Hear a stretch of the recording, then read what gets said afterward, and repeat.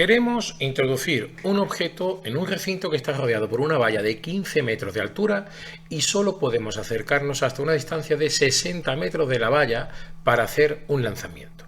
Si la velocidad con la que lanzamos el objeto es de 30 metros por segundo y el ángulo de lanzamiento es de 40 grados, la pregunta es, ¿caerá el objeto dentro del recinto?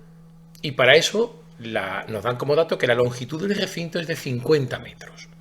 Como siempre, lo ideal para empezar a hacer este problema es hacer un esquema de la situación que nos ayude a entender lo que nos está diciendo y podernos poner en situación. Yo te voy a presentar el esquema que tengo preparado. Como puedes ver en el esquema he puesto el recinto que tiene la altura de los 15 metros. Vamos a ir marcando aquí los datos. Tenemos que la altura son los 15 metros. La distancia desde la que se va a producir el lanzamiento, que sería este punto blanco que tenemos aquí, ¿verdad? Que lo vamos a marcar. La distancia serían los 60 metros que dice aquí y el recinto tiene una longitud de 50 metros. Hacemos el lanzamiento con un ángulo de 40 grados y con una velocidad inicial, como ves aquí, de 30 metros por segundo.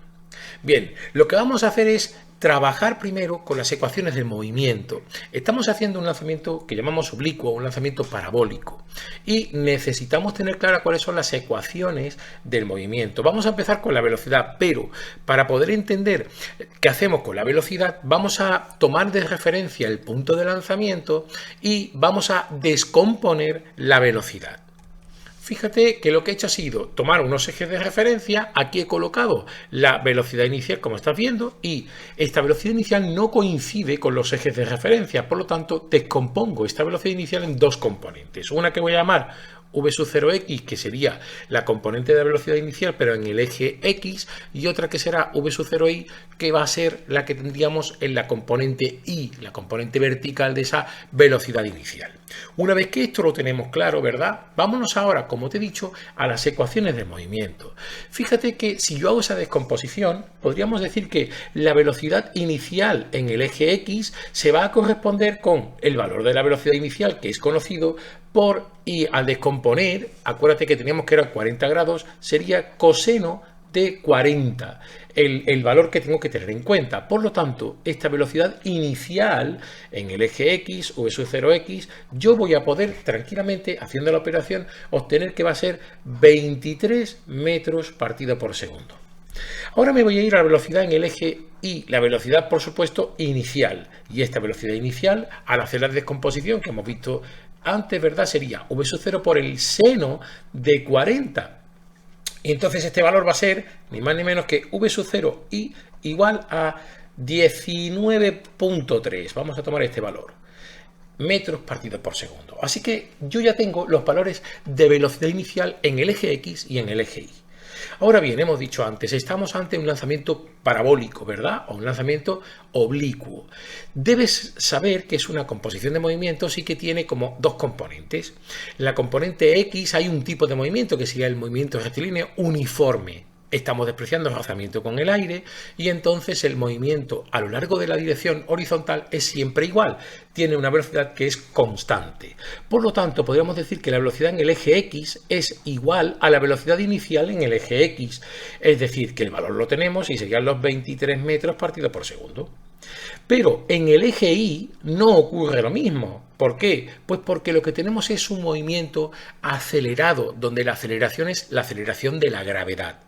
Por lo tanto, la ecuación de la velocidad tiene que ser una ecuación de movimiento rectilíneo uniformemente acelerado. Y te recuerdo que esta ecuación de la velocidad sería la velocidad inicial, en este caso en el eje Y, menos la gravedad por el tiempo. ¿Por qué menos? Pues porque yo estoy considerando, vamos a ponerlo aquí, que hacia arriba y hacia la derecha es signo positivo. He tomado la componente Y del movimiento que apunta hacia arriba como positiva y la gravedad siempre apunta hacia abajo.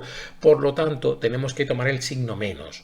Claro, a partir de aquí podríamos tener como ecuación el valor inicial, que sabemos que eran los 19.3, y aquí tendríamos menos, vamos a considerar 9.8 para la gravedad, pues 9.8 t. Estas serían lo que serían las ecuaciones, podríamos decir, de la velocidad en cada una de las direcciones, horizontal y vertical. Claro, en la horizontal es constante, sería simplemente 23. ¿Y qué va a pasar con la posición con la posición de la partícula, en este caso del objeto que yo lanzo en el eje X y en el eje Y? Bueno, pues ya debes saber que la posición en el eje X, en un movimiento rectilíneo uniforme, sigue la ecuación que sería la velocidad en el eje X por el tiempo. Por lo tanto, lo que vamos a tener es que la posición será 23 por t.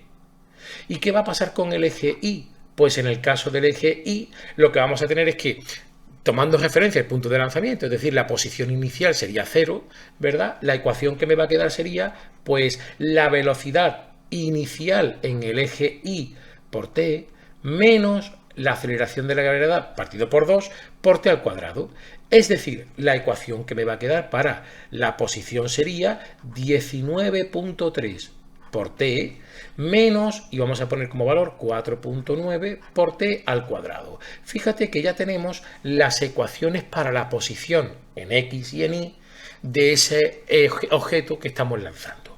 Bien, una vez que tenemos las ecuaciones, ahora lo que vamos a hacer es irnos a ver qué pasa, ¿verdad? ¿Cuáles son las condiciones para que el objeto caiga dentro del recinto? La primera condición que le vamos a tener que poner es la siguiente. Vamos a ponerlo aquí. La primera sería que cuando X, vamos a poner, si X es igual a 60 metros, es decir, cuando haya recorrido los 60 metros de distancia que van desde el punto de lanzamiento hasta donde está el recinto, tiene que cumplirse que la posición del objeto sea mayor que 15 metros.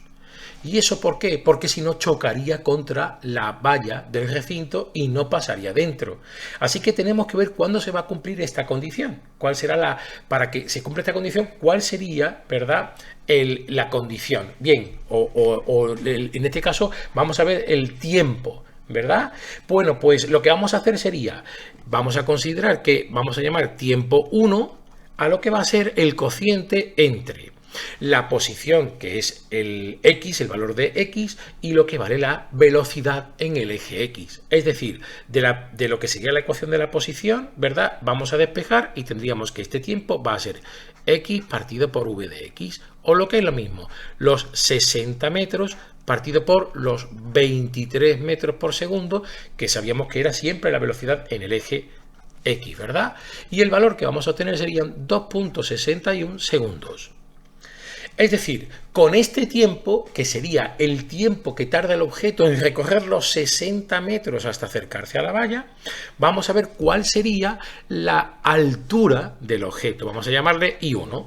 Entonces, pondríamos ahora la ecuación de la posición del objeto en el eje Y, ¿verdad?, en lo que sería la dirección vertical, y serían 19.3 metros por segundo por 2.61 segundos, que podemos cancelar, y hemos dicho menos 4.9 metros partido por segundo al cuadrado por, y ahora el valor del tiempo, que serían 2,61 al cuadrado segundos al cuadrado. Cancelamos también. Y cuando hacemos la operación, vemos que el resultado que obtenemos sería de 17 metros. Estoy redondeando. Es decir, que, como hemos dicho antes, cumple la condición de que la altura del objeto es mayor de los 15 metros. Así que podríamos decir que esta primera condición la cumple y por ahora, ¿verdad?, podemos concluir que el objeto pasa la valla. Vamos a poner que pasa la valla. Así que se cumple la primera condición para que pueda caer dentro del recinto. Pero nos vamos a ir ahora a la segunda condición que debe cumplir. Vamos a llamarla B. Y esa condición será que una vez que sabemos que pasa la valla, tiene que aterrizar, tiene que tocar suelo antes de que, podríamos decir, se cumpla, ¿verdad?, o sobrepase el recinto.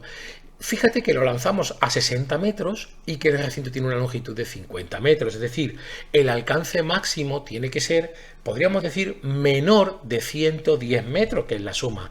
Así que la condición que le vamos a poner es que la X máxima tiene que ser menor de 110 metros. Si eso ocurre cuando toca el suelo, es decir, cuando Y es igual a 0, entonces diríamos que queda dentro del recinto. Así que ya tienes la segunda condición.